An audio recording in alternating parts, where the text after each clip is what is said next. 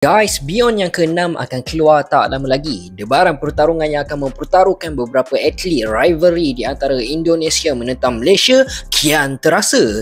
So guys, korang layan ke tak event Beyond ni? Secara jujur kan, aku pun baru je layan event Beyond ni start dari Beyond yang keempat. Yang mana kita dapat tengok ada beberapa atlet daripada Malaysia telah pun terlibat dalam event tersebut. Serius guys, event Beyond ni sebenarnya boleh je pergi jauh tau. Dan aku nampak event Beyond ni memang mempunyai potensi yang cukup besar untuk menjadi satu event boxing di antara negara-negara Asia ni. So guys, baru je beberapa hari yang lepas baru je selesai PC untuk event Beyond ke-6 ni, dan kita pun dapat tahulah beberapa match-up yang akan berlangsung untuk event kali ni.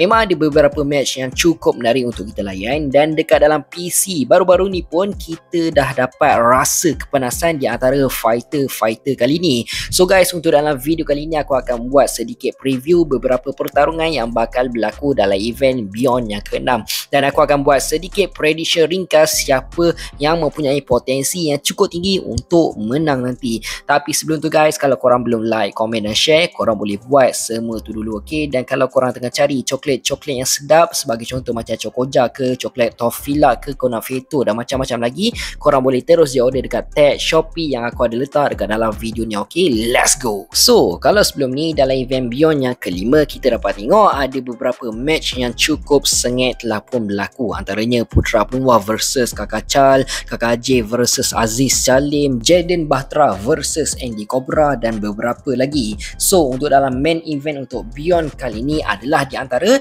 Putra Abdullah versus Ronald Siahan. Untuk dalam PC baru-baru ni sejujurnya ramai juga yang agak kecewa dengan perwatakan Ronald sebab dia macam agak kurang profesional dan membuatkan main event kali ni agak kurang seru. Tapi yang sebenarnya aku dapat rasakan mungkin tu semua hanyalah permainan psikologi Ronald je untuk pancing Putra. Cumanya Putra ni bukannya fighter yang baru tau, sama juga macam Ronald. So aku percaya match di antara diorang berdua ni akan menjadi lebih seru bila dalam ring nanti, dan aku predik mungkin Putra yang akan menang dalam main event kali ni. Tapi insyaAllah kalau video ni dapat sambutan kan, aku akan buat match analisis di antara setiap fighter nanti, ok? Yang kedua, match di antara Uncle Kong menentang Nidal.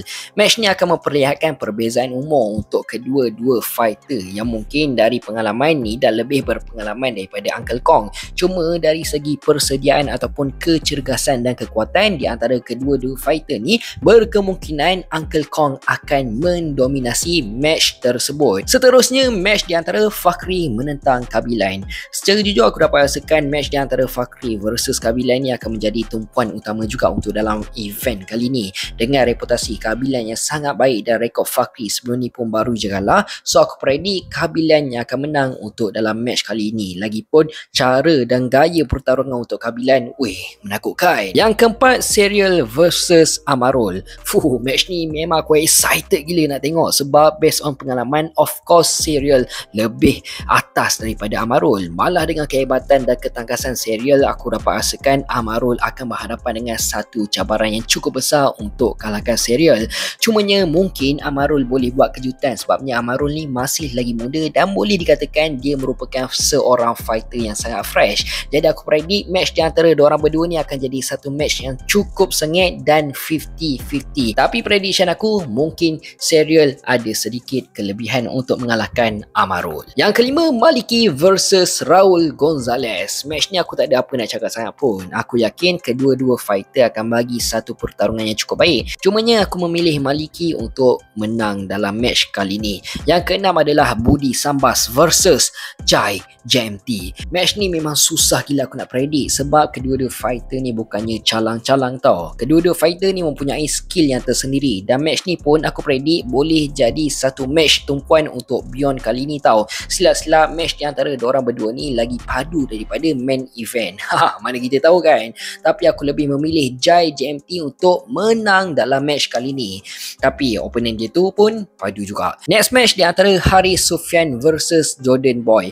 Macam apa yang kita tahu, Jordan Boy masih lagi mencari kemenangan yang pertama untuk dalam event Beyond. Tapi Haris Sufyan ni bukannya fighter biasa guys. Walaupun aku tak pernah tengok macam mana cara Haris fight, tapi bila aku tengok beberapa highlight untuk Haris ni fight kan, aku tak rasa yang Jordan Boy boleh mendominasi untuk dalam match kali ni. Tapi manalah kita tahu kan, mungkin Jordan Boy akan buat kejutan disebabkan beliau memang sangat memerlukan kemenangan kali ni dan sekaligus menaikkan confidence Jordan Boy untuk meneruskan fight yang akan datang.